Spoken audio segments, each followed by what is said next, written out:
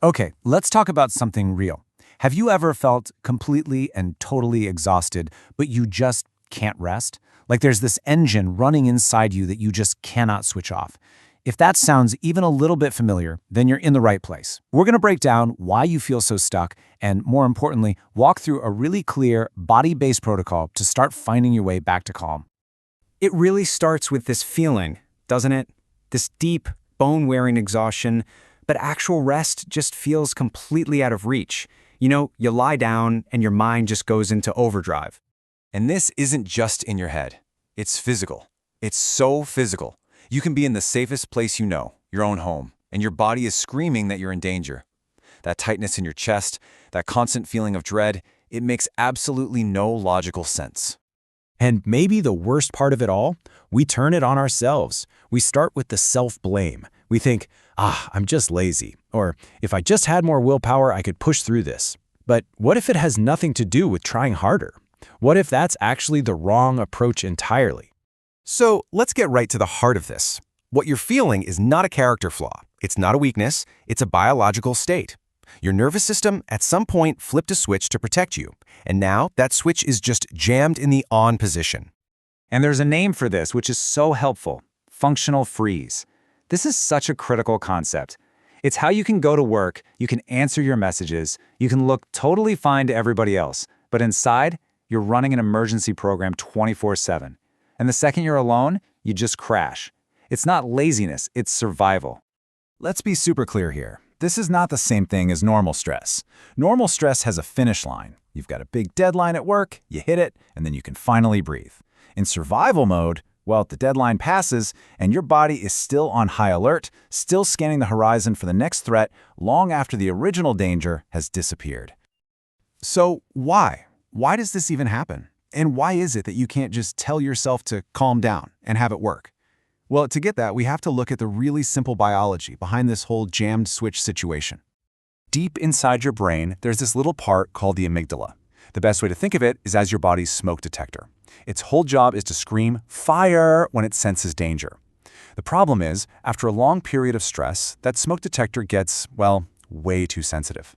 It starts going off for everything: burnt toast, a little steam, you get the picture. And here's the real issue. This amazing survival system we have was designed for, actual tigers. A physical threat that appears, you run, you survive, and the cycle is over. But today, the tiger is a passive-aggressive email, or a scary notification from your bank, or even just a difficult memory. These things are constant. So for our brain, the tiger never really leaves the room. This creates this impossible tug-of-war inside your body. Just look at this. Your survival response is slamming on the gas pedal, flooding you with all that fight-or-flight energy. But at the exact same time, your conscious mind is slamming on the brake, trying to suppress it all so you can just function. And what's the result? The engine just shakes and revs like crazy, but the car doesn't go anywhere. That feeling of being tired but wired? That's it. That's exactly it. And this is why you can't reason with an overactive smoke detector, right? Trying to think your way out of this is like trying to have a calm, logical conversation while a fire alarm is blaring in your ear. It's just not going to work. We have to bypass the thinking brain. We have to talk to the body in the only language it truly understands: physical sensation. So, let's get practical. Let's get to the how.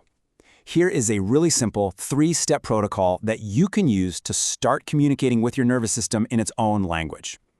I want you to think of this as a little user manual for turning that alarm down. Okay, so the protocol has 3 basic parts. First, we have an emergency brake you can pull in the moment. Second, a way to actually teach your body what safety feels like again. And third, a method to finally let go of all that pent-up survival energy at the end of the day. All right, step 1, the physiological sigh. The next time you feel that wave of overwhelm hit, just stop. You're going to take a deep inhale through your nose. And then, before you exhale, take another short, sharp inhale right on top of it. Then, a long, slow exhale through your mouth. That's 1. Do this 3 to 5 times. This isn't just a breathing exercise, it's a mechanical action that literally forces your lungs to send a powerful all-clear signal directly to your brainstem. Step 2 is creating a safe zone. See, a survival brain absolutely hates unpredictability. So find one tiny space, a corner of your desk, one specific chair, your bedside table, and keep it consistently clear and orderly. Maybe add something calming, like a soft blanket or a specific scent, and then just spend 3 minutes there every day. No phone. Just let your eyes rest on the order. You are actively, physically teaching your nervous system what safety feels like.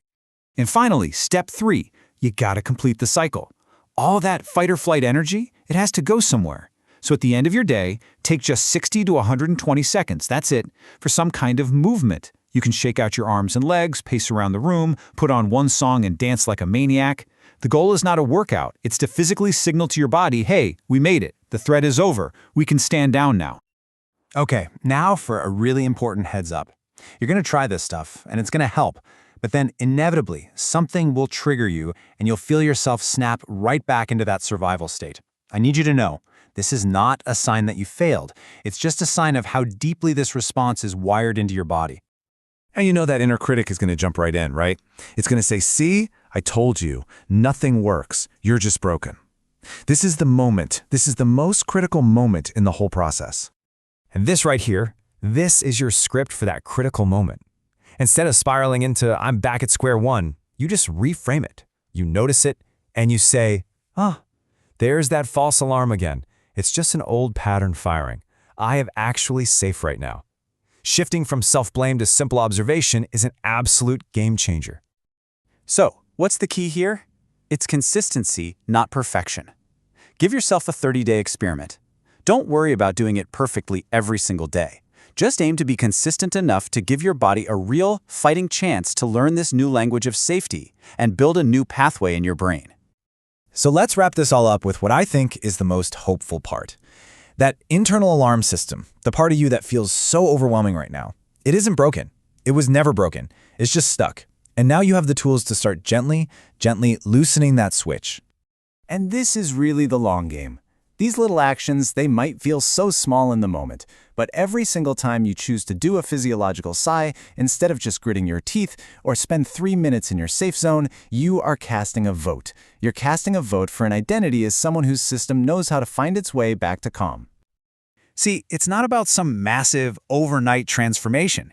It's about a series of small, consistent votes that build up, one after the other over time. So I'll just leave you with this question. What is one small vote, just one, that you can cast for your own calm right now, today?